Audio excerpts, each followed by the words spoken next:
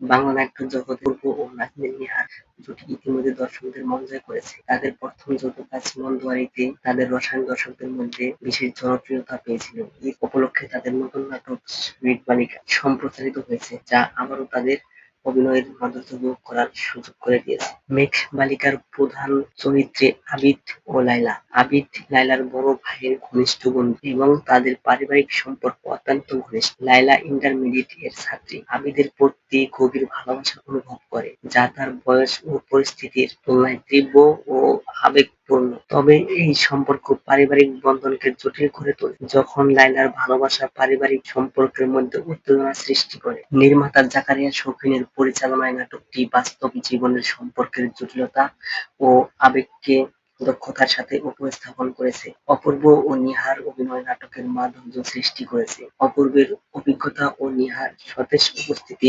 চরিত্রগুলোকে জীবন্ত করে তুলেছে। নির্মাতা শৌখিনের গল্প বলার ধরন ও নাটক নির্মাণের পদ্ধতি প্রশংসনীয়, যা দর্শকদের মন ছুঁয়ে যায়। নাটকটি সম্প্রচারের পর দর্শকদের মধ্যে ইতিবাচক প্রতিক্রিয়া দেখা গেছে। অপূর্ব ও নিহার জুটিকে আবারও একসঙ্গে দেখে দর্শকরা আনন্দিত। তাদের অভিনয় ও নাটকের গল্পের গভীরতা দর্শকদের মধ্যে আলোচনার বিষয় হয়ে উঠেছে। ঈদ উপলক্ষে এমন মানসম্মত নাটক দর্শকদের বিনোদন দিয়েছে, যা তাদের মনে স্থায়ী ছাপ ফেলেছে। মেঘ বালিকা একটি সফল নাটক, যেখানে গল্প, অভিনয় ও পরিচালনার সমন্বয় দর্শকদের আকর্ষণ করেছে। অপূর্ব ও নিহার জুটি উপস্থিতি নাটকের গুণমান বৃদ্ধি করেছে।